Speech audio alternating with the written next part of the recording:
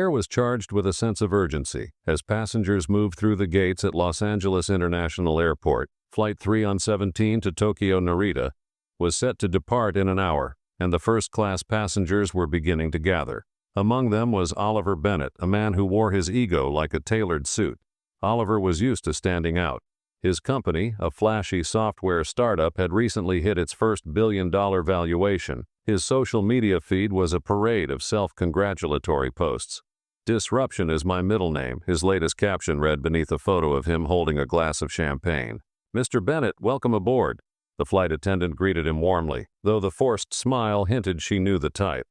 Oliver nodded curtly and stepped into the plush first-class cabin, where each seat resembled a private pod, complete with reclining features and a personal screen. Seat 2A. His home for the next 12 hours. He removed his blazer with a flourish, letting it drape over his seat, and retrieved a set of noise-canceling headphones.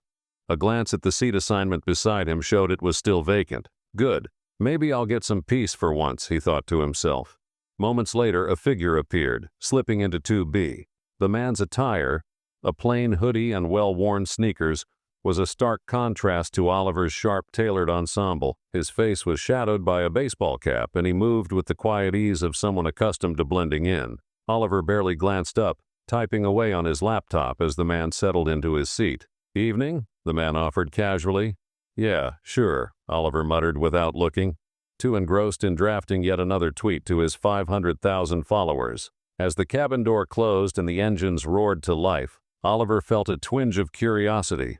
Something about the man seemed oddly familiar, but he couldn't place it. Probably just another tech guy trying to live the dream, he thought dismissively, leaning back in his seat. The flight attendant walked by, offering champagne. The man declined, opting instead for a bottle of water. Oliver smirked to himself. "Water? Really? Might as well be in coach," he whispered loud enough for the man to hear. But the man said nothing, simply offering a faint smile. As the plane reached cruising altitude, Oliver's natural need to dominate any room or cabin kicked in. He finished his champagne in one gulp, placed the glass on the tray with a clink, and turned toward the man in 2B. "So what do you do?" Oliver asked, his tone dripping with the kind of interest that wasn't genuine. The man turned slightly, his face still obscured by the cap. "I'm in tech," he replied simply. Oliver grinned. "Ah, same here. Bet we've got some war stories to share." He leaned back and crossed his legs, ready to steer the conversation toward his favorite topic, himself, but the man didn't bite. He only nodded lightly and went back to scrolling through his phone. Oliver wasn't used to being ignored. His curiosity morphed into irritation. "You know," he began, his voice raised just enough to catch the attention of nearby passengers, "the tech world is full of people who get way too much credit for half-baked ideas. Take Elon Musk, for example. Everyone's so busy calling him a genius they forget how reckless he is." The man in 2B paused, his finger hovering over the phone screen. He didn't look up. Encouraged by the lack of response, Oliver continued. "SpaceX, sure, it's impressive if you like throwing billions at exploding rockets. Tesla, overrated.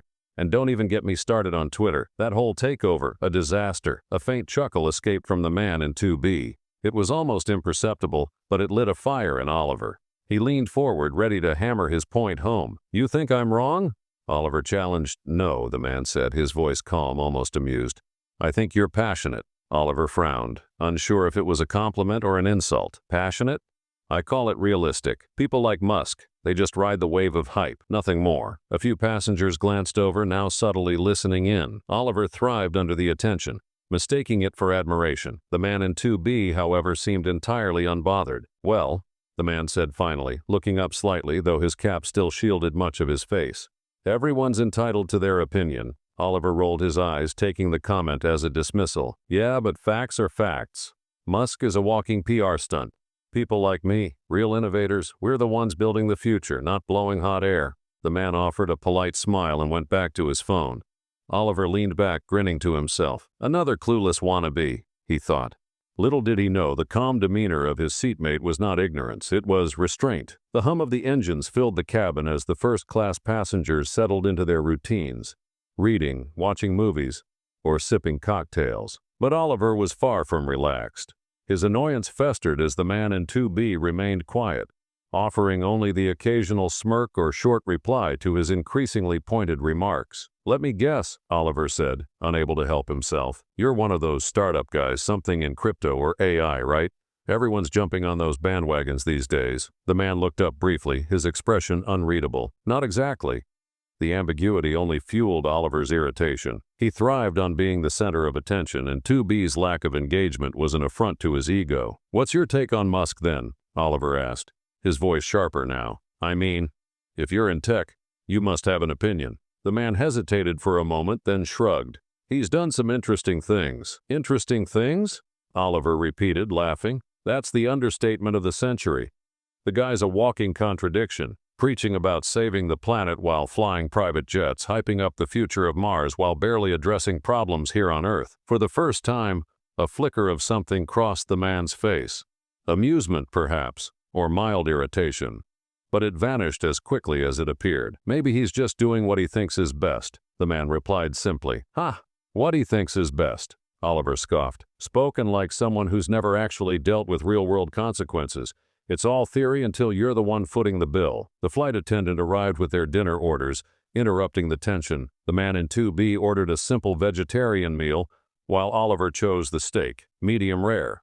As the plates were placed before them, Oliver noticed how calmly the man ate, as though he had all the time in the world. Must be nice, Oliver muttered under his breath, not having a care in the world. The man glanced at him but said nothing, focusing instead on his meal. As the hours passed, Oliver's curiosity about his seatmate grew. There was a quiet confidence about the man, a kind of understated presence that Oliver couldn't quite figure out. He didn't seem intimidated by Oliver's loud critiques or his obvious attempts to bait him into an argument. And then there were the whispers. The flight attendants who passed by seemed to glance at 2B with a mix of curiosity and respect. One even addressed him softly. "Let me know if you need anything, sir." Oliver noticed this and frowned. Who is this guy, he thought. He leaned forward, pretending to adjust his seat. The man's face was still partially obscured by the baseball cap, but something about his jawline, the way he carried himself, nagged at Oliver. As the cabin lights dimmed and the passengers around them settled in for the long haul, Oliver decided to let it go. Just some eccentric rich guy, he thought. Nothing more. He put on his headphones and reclined his seat, missing the subtle glance his seatmate gave him, a look that hinted at something far beyond what Oliver could imagine. The hours passed and the cabin remained quiet except for the occasional clinking of glasses and the rustle of blankets. Oliver, now several drinks into his flight, was feeling loose and emboldened. He leaned back, scanning the cabin for any new distractions. His gaze landed once again on the man in 2B. "All right," Oliver said, breaking the silence between them. "I give up. You've got to tell me. What's your deal? You've been sitting there all calm and mysterious, let me guess. You're some venture capitalist or an eccentric trust fund kid."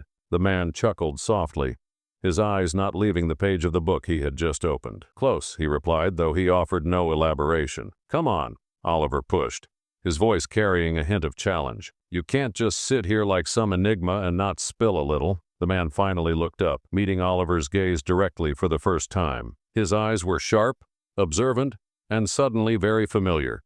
But before Oliver could piece it together, a flight attendant approached their row with an air of formality. "Excuse me, Mr. Musk," she said, her voice respectful but professional. "The captain wanted me to let you know that your connection in Tokyo is confirmed, and they'll be ready for you upon landing." Oliver froze.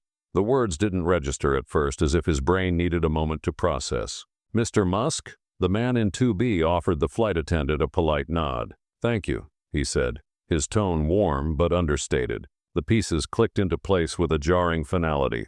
The hoodie, the unassuming demeanor, the quiet confidence. It wasn't just anyone sitting next to him. It was Elon Musk. Oliver's mouth went dry. His heart thudded in his chest as he replayed the last few hours in his mind. Every insult, every critique, every mocking jab, it had all been directed at the very man he thought was an untouchable public figure, miles away from his life. For the first time on the flight, Oliver was utterly speechless. Elon Musk adjusted his cap slightly and turned back to his book as if nothing had happened. But Oliver's discomfort was palpable. His bravado, so robust earlier, now crumbled under the weight of sheer humiliation. The surrounding passengers, who had been pretending not to eavesdrop, now exchanged subtle glances, expressions a mix of amusement and second-hand embarrassment. Oliver cleared his throat, desperate to regain composure. "So, you're Elon Musk?" Elon closed his book and placed it gently on his tray table. That's what they tell me, he said, his tone light but edged with humor. Oliver's face flushed crimson. I didn't mean anything by what I said earlier, just, talking. You can't take these things personally. Elon tilted his head slightly, studying Oliver with an expression that was impossible to read. Then, with a small smile, he said, "Don't worry, I don't." The tension in the cabin was thick enough to cut with a knife. Oliver fumbled for his drink, taking a long sip in a vain attempt to steady his nerves. Elon, on the other hand, seemed utterly unfazed, exuding a calm that only heightened Oliver's discomfort. "So," Oliver started, trying to claw his way out of the hole he'd dug, "you're probably used to people criticizing you, right?